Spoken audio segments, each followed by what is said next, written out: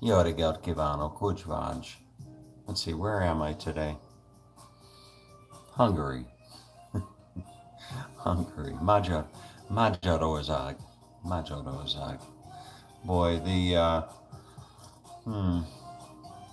every day I wake up and I think to myself, what the hell am I going to talk about today? And you know what? You just never know. You just never know. That's kind of that was the thought rolling around in my mind last night as I was falling to sleep. You just never know. And I say that because I was talking with a friend. I was talking with a friend up in Ohio last night, and as the conversation ensued, I heard, "I've been watching your videos," and I said, "What videos?" And she said, "Your videos." Yeah, I've been watching your videos. And she said, "I started watching after Iceland." And I thought, well, wait a minute. After Iceland, you started watching my video. So you're watching my morning videos? Oh, yeah, I watch your morning videos. I'm like, oh, God. And you just never know who's watching these videos. I don't know. I look, I'll look periodically. I go in with my videos, if you haven't noticed, I'll go in with my morning thought videos and I try to keep up with it, but like every day or every day after I go in and I change the status of the video from public to unlisted, and I do that for a reason. I just don't. Well, I don't know. I don't know why I do it. I do it for a reason, but I don't know why I do it.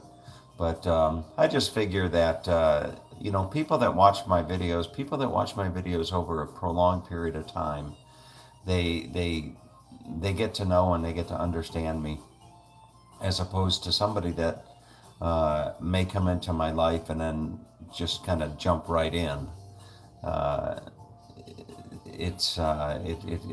I don't know. Anyway, I guess as the saying goes, I'm talking out my ass right now. But anyway, no. But you just never know who's watching these videos. I know that some of my clients might watch these videos, and what have you. And you know what? I guess at the end of the day, it's all good. It doesn't matter who is. It doesn't matter who's watching or who's not watching. I guess at the end of the day, it's all good. So, another thing going through my mind is the quote that I heard once, or not the quote. It was a question, and the question is, what if anything is too serious to be joked about? What if anything is too serious to be joked about? And that my answer to that question, was always somebody else's misfortune. You shouldn't joke about something bad happening to somebody else, regardless of who the person is. You shouldn't joke about somebody else's misfortune. And maybe in years past, I would make jokes about, when I was living out in California or even living down here in Florida, I'd kind of make jokes or tease or make fun of people up in the north that have to endure the change of seasons, if you will. And for those of you watching this video that are enduring the polar, what is it, the polar vortex or whatever the hell it's called, coming down through the northern part of the United States, that cold, man, boy, my heart goes out to you. My heart goes out to you in dealing with that stuff. I cannot even imagine. Well, I can imagine because I've been in it before. Not like this though. This is some cold stuff that's coming down. So, you know what? My heart goes out to you. Stay warm, stay safe up there. That's got to be brutal. That's just got to be brutal. I was actually going to catch a flight to go up there. I was going to catch a flight to go up there and and see mom and what have you. But then I saw that weather forecast, and I just thought, no, now's not a good time. Now's not a good time to go up there. But what else is on my mind? You know, there's the other thing on my mind this morning is you can't there's an expression that I heard a long time ago, and the expression is you can't miss what you've never had. You can't miss what you've never had. And when I hear that expression, the first thing I think about is over the years, the people that I've met that had amassed great fortunes only to lose it all. I remember when I was working at a telemarketing company out in California, there was a guy by the name of Bill. And Bill was he was a bodybuilder, similar to, say, an Arnold Schwarzenegger or something like that. And Bill had built up all of these health clubs, and he had all this stuff, and he had, you know, lots of money, and he was living a good life, only to lose it all. And you know, it's one thing to go through life, you know, perhaps wanting to be rich or wanting to be wealthy or what have you, but it's another thing to go through life having been wealthy or having been rich and then losing it all. You know, as the saying goes, you can't miss what you've never had. So it's a the reason that I found myself thinking about that was, you know, I was thinking of a comment that on one of my videos yesterday from a lovely lady up in, I want to say it's Arkansas or something, but making a comment about something about, you know, what an exciting life, what an exciting life you have, what a, you know, all this kind of stuff. And I found myself thinking this morning as I kind of was slowly getting ready to drag myself out of bed. I found myself thinking that, you know, there'll come a time that there probably will come a time where I won't have the liberties and the freedoms that I have now to be able to travel for whatever reason, be it for health reasons, be it for financial reasons, be it for, you know, world situation reasons or what have you. And it'll be something, you know, to not be able to go and have the freedom to not to be able to go and soak in a Turkish bath in northern Hungary, or to go down under and you know, hang out and what have you. It's you can't miss what you've never had. And for those of you that have never, you know, never traveled to the extent that I have, I don't know, is that saying true, that you can't miss what you've never had? But anyway, what else is on my mind? You know, the other thing that's kind of interesting is that every now and then I think about this, but you go through life and you get caught up in your own little world. You know, you get caught up in all your possessions, you get caught up in all the different aspects of your life. And what's interesting is that, and I don't know if I can articulate my thoughts well enough here, but when you think about the bigger picture, when you think about how big this world is and how big this universe is, and everything that we're a part of, the size. I'm trying to articulate my thought here, and I'm gonna probably struggle doing it, but myself and you and what have you, we are just so I don't know if the word is insignificant in the overall picture of things, but we're so small. I mean, if you think about the smallest thing that you can possibly imagine, think about the smallest thing that you can imagine, a speck of dust, or whatever it is, and that's essentially what what you are in relation to the overall scheme of the universe.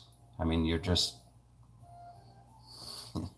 when it comes to the universe, when it comes to our existence, we're just nothing. You know, we're just absolutely nothing. And it's just kind of mind-boggling if you let yourself think about it. It really is an interesting thought. And I don't get caught up. You know, that's something that I think about, you know, quite often. Is just in the overall scheme of things. I don't try to think that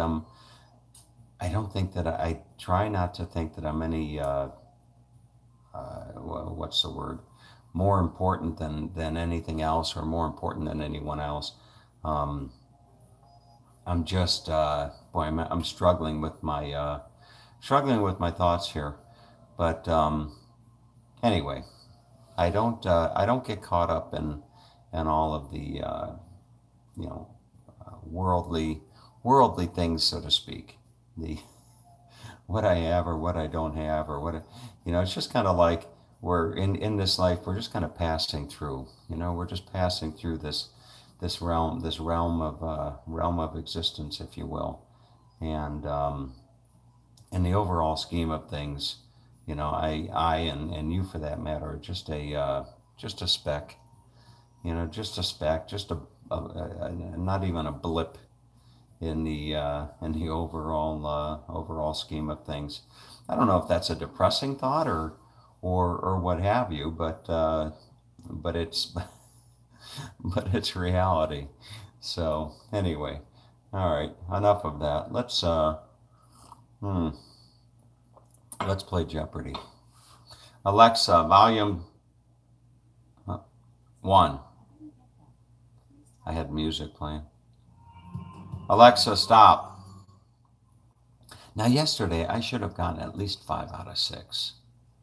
I should have gotten 5 out of 6, but let's see if I can do better today. Alexa, let's play Jeopardy. This is Jeopardy! Thanks, Johnny, and welcome, players. Today's first category is American quotations. In a speech given at the Illinois State House, he said, "A house divided against itself cannot stand." Who was Abraham Lincoln? That's it. The second category is TV workplace settings. Name the type of workplace central to the show Brooklyn Nine-Nine. What is a coffee shop? No, the correct response was, what is a police station? The next category is Never saw the show. a thin category. It describes a victory just barely won or an escape just barely made. Repeat.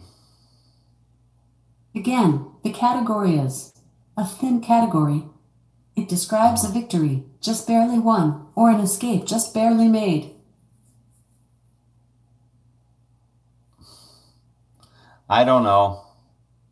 I should know this. The correct response was, what is narrow? The next category is